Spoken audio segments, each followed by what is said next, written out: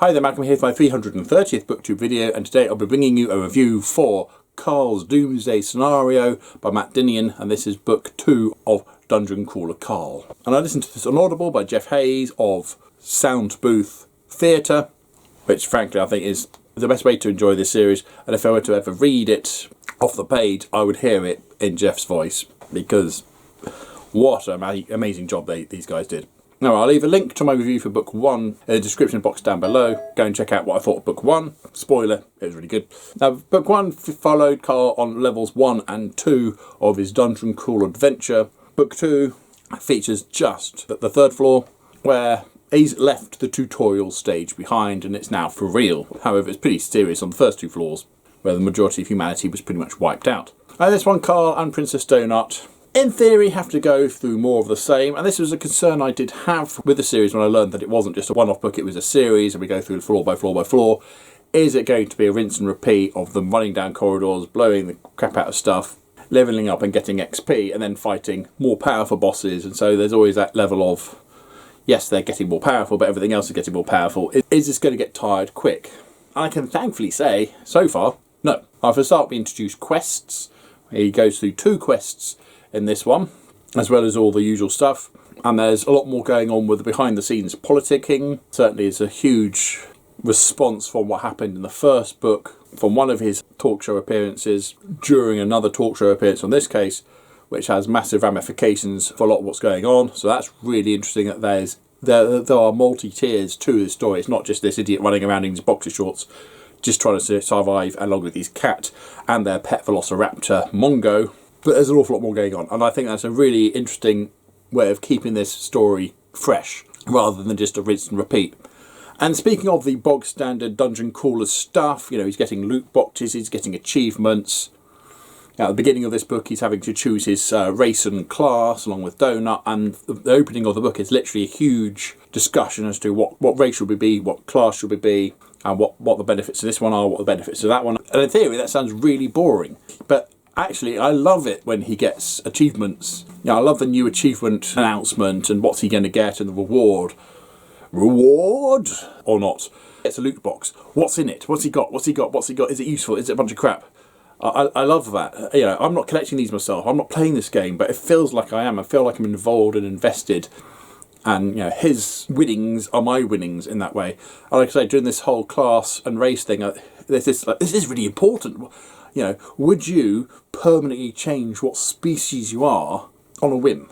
On the say-so of some guy who you're not entirely sure is on your side? If it actually means real life and real death, what class would you go for? And I love the fact that this scene is really drawn out as it's a case of, well, what do we go for this one? Do we go for that one? What's the hidden catch of this one? And yet, like I say, that sounds really dull.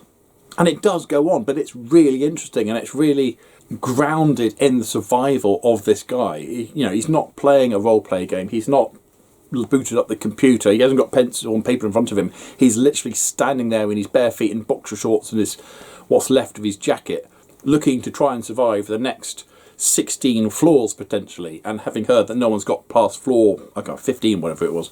So I think he's done a really good job of making the minutiae of dungeon crawling interesting, even though it really shouldn't be. And yeah, the new creatures he encounters are all fun and different, but certainly tied into folklore. Yeah, it mentions Krasu, which are these sort of disembodied female heads flying around with all their internal organs just dangling from underneath. I knew what that was. We've got a book on sort of mythological monsters and creatures from around the globe, and that's in there in detailed illustration. I did try finding the book, I've no idea where it is, but it's like, Krasu, I know, that's a thing, I know that.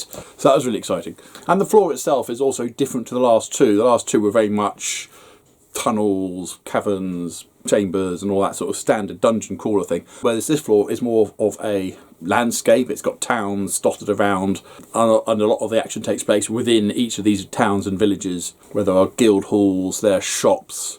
You know, they've been collecting gold, which they can now spend on getting equipment and potions and all the rest of it. You know, things that were free, like beds, you now got to pay for. Not too expensive, but you still got to pay for them. Food. So one of these quests involves a circus. You've got evil clowns and all the typical circusy type things that have gone wrong. And the second one is a mystery of finding out why there's a whole bunch of dead women turning up, what's going on there. And on that note, it does get quite grim. There's one scene particularly when he discovers what's been going on, or at least the what, not the why.